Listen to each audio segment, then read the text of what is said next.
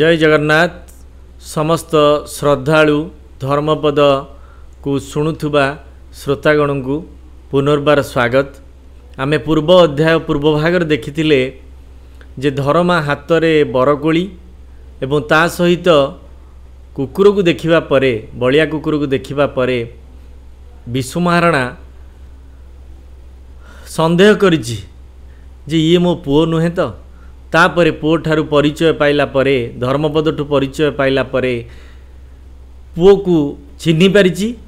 तापरे बाप पुओंकर अपूर्व मिलन घटिछि एवं बापा डाकी नहीं ताको बसा घर को बसा घरे बसी उभय कथबार्ता होउथुवा बेले विशु महाराणा व्यस्त हो पड़ी कही पुओरे बेसी कथा को मो पाखे समय नहीं राजांकर आदेश अच्छी राति पूर्वा पूर्वर राति पाहिबा पूर्वर जदि मंदिरर दधिनौती स्थापित न हुए ताहले आम मानकर समस्त मुंड काट हम यही कथा कहवा को आरंभ करिछि। आखिरु तार लोतक वर्षण होइछि। पुओ कहिछि कौन कौथि उद्वेग बापा पचारि पुणी क्षणक समय पर वृद्ध कहउचंती क्षणक अंतरे कहे वृद्ध पुणी थिला मो पूर्व सुकृत अंतकाले तते देखिए थी बाबू हेली एबे कृतकृत्य 12 वर्ष हेला लागिलाणी काम मुदान हेला देउल काल अतिक्रमे राजा नरसिंह दारुण दुखे आकुल 2 दिन मध्ये पूरीब देउल न रहिब किछि शेष नहेले काटिब बढ़ाईंक मुंड होइछि राजा देश 2 दिनु दिने गलाणी अतीत आउ काली दिन बाकी निराशे कातर सर्वे कारीगर काम को न पाए आखी नदी गर्भेला देउल पतन रहिला तई की दोष के जानी कहार अपराधे अबा ग्रहराज कले रोष। अति दुखरे म्रियमाण हो भांगी पड़िथिबा बापा विशु महाराणा पुओ को कहूची पुओरे कौ सुकृत बलरे मु आज शेष समय अंततः तते टिके देखा पाइली निजक कृतकृत्य मन करुची। आश्चर्य होउची धर्मा शेष समय कौन पाई 12 वर्ष हैला काम चलीची किंतु राजा नरसिंह देवंकर दुख जे देउल मुदा ही पारुनी परिपूर्ण हो पारुनी 2 दिन भितरे देउल को जदि पूर्ण न करा जाए ताहले समस्त बढ़ईंकर मुंड काट हेबो बोली राजांकर आदेश अछि। 2 दिन रे दिने अतीत हो गलानी आउ गोटे दिन बाकी काहार आखि पाउनी कौ काम कले कौ बुद्धि बा कौशल प्रयोग कले कोणार्क परिपूर्ण हबो। नदी गर्भरे अर्थात समुद्र कूलरे यही मंदिर तोला जाउची केउ दोष थिला आमे जानी पारुना हूँ जेउ दधिनौती स्थापन होची ता तल को गली पड़ुची स्थापित हो पारुना। तो बापा कहूची कौन ग्रहराज अर्थात सूर्य देवतांकर रोष आम उपर अछि कि को अपराध थिबारु सूर्य देवता आम उपर रोष करिसेंति कि क्रोध करिसेंति कि जोथिपाई मंदिर परिपूर्ण हो पारुना। तापरे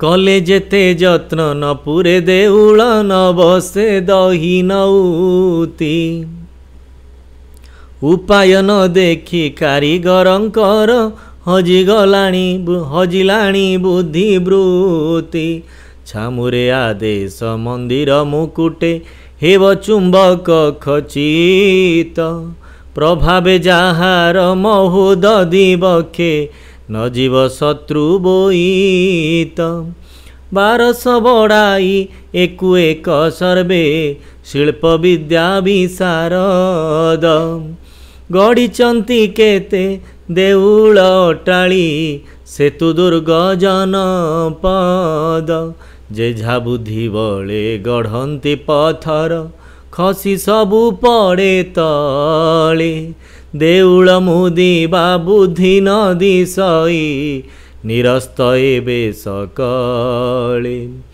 আজি নিশি শেষে কালি প্রভাতরে হইব রবি উদয় পরদিন রবি উইণ দেখিবে 1200 বঢ়াই ক্ষয়। অত্যন্ত দুঃখদ মর্মাহତ ବିଶୁ ମହାରଣା ପୁଅକୁ କହୁଛି ସବୁ ପ୍ରକାର ଯତ୍ନ କରାଯାଇଛି କିନ୍ତୁ ଦଧିନଉତି ଦେଉଳର ଉପରେ ସ୍ଥାପିତ ହୋଇପାରୁନାହିଁ। କାରିଗର କୂଳର ବୁଦ୍ଧି ହଜିଗଲାଣି, ଯେତେ ଚେଷ୍ଟା ସବୁ ନିଷ୍ଫଳ ହେଉଛି। ନିର୍ଦ୍ଦେଶ ଆସିଛି, ରାଜାଙ୍କଠାରୁ ନିର୍ଦ୍ଦେଶ ଆସିଛି ମନ୍ଦିରର ଅଗ୍ରଭାଗରେ ଚୁମ୍ବକ ଖଚିତ ହେବ।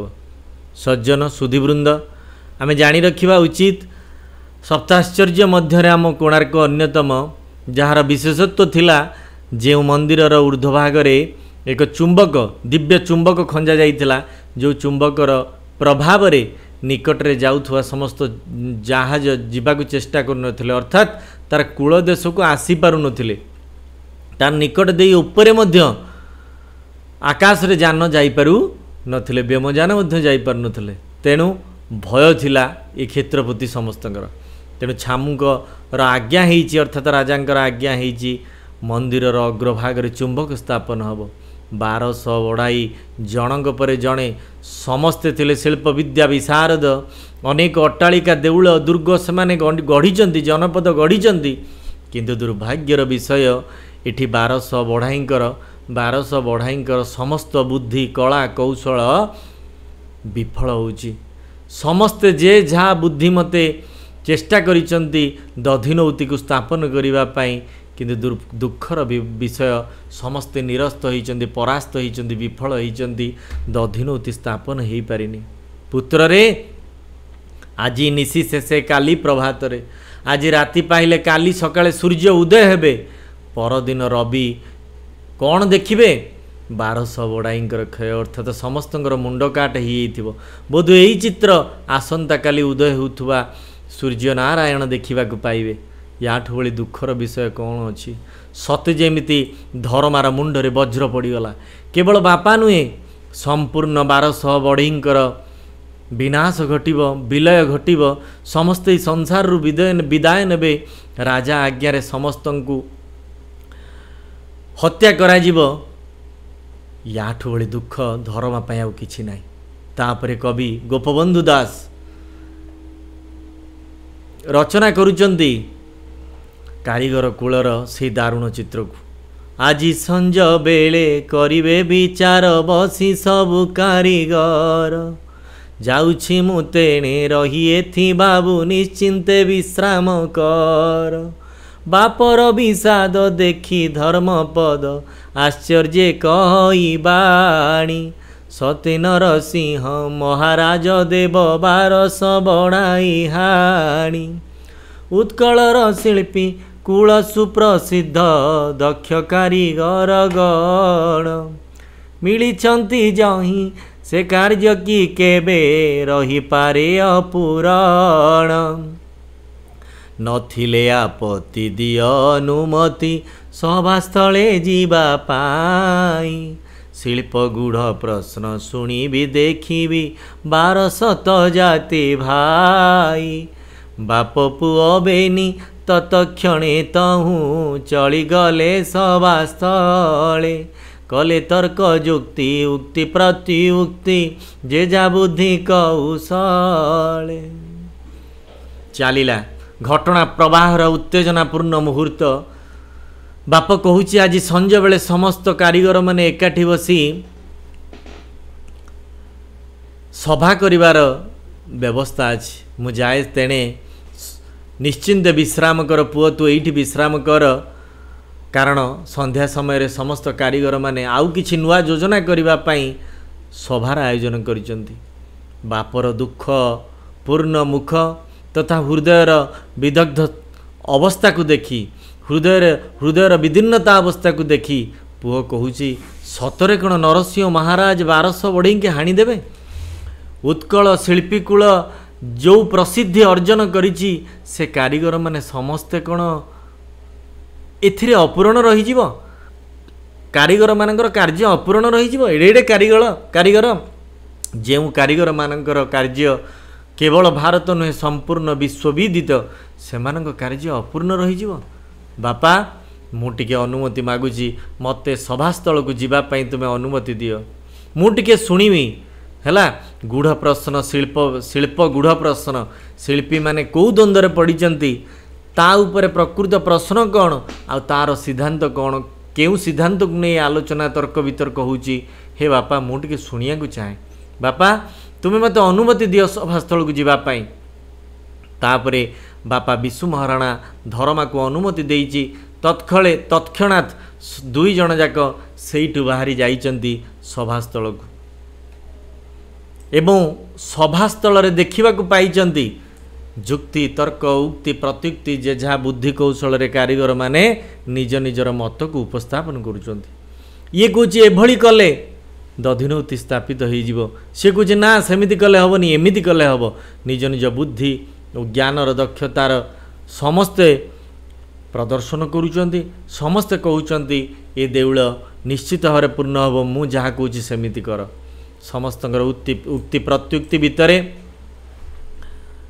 चलीची किंतु मीमांसा किछि बाहरी पारु नाही कविंक लेखनी मनरु रथ देवालय गठन निर्णय चुंबकर तत्व मान वृद्ध शिल्पी गणे कले आलोचना देखाई शास्त्र प्रमाण राति अध जाए चलिला विचार नहिला किछि मीमांसा उपाय न पाई 12 बढ़ेई छाड़िले पराण आशा जोड़ी करबेनी सविनय बाणी कहे से धर्म पद नीलाचले जेबे सत्य जगन्नाथ नहेब किछि आपद एकाम्र कानने सत्य प्रतिष्ठित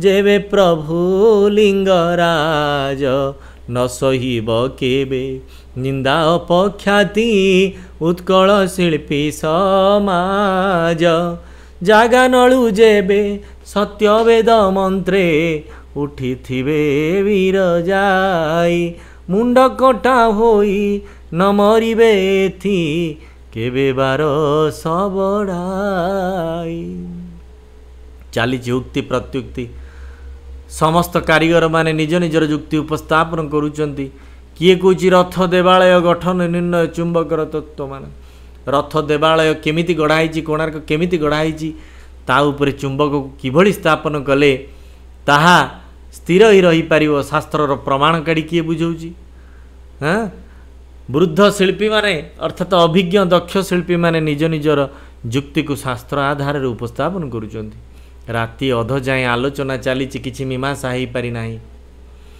1200 बढ़ई माने मीमांसा न होउथबार देखि जीवनर आशा को छाड़ी दौचंती एवं से अनुभव करुचंती बोध हुए आउ ए जीवन रहिबो नाही मंदिर पूर्ण हो पारिबो नाही एतिकी बेले बुद्धिमती ज्ञानवंत धर्मा सबु शुणिबा परे नीरवता को भांगी कही उठिछि कहूची नीलाचल रे जदि जगन्नाथ सत्य ताहले भी आपद नहेब किछि विपद आसीबनी आपण माने चिंता करंतुनी एकाम्र कानन अर्थात भुवनेश्वर रे लिंगराज जदि सत्य ताहले उत्कल शिल्पी समाज निंदा पाई परिबनी अपख्याति पाइब नाही आपण व्यस्त होंतुनी जागा नळु जेबे सत्य वेद मंत्रे उठी थिबे बेरजाई जागा नळ अर्थात यज्ञर अग्निरु वेद मंत्र द्वारा प्रतिष्ठित होई बिरजाई जदि बाहरी थिबे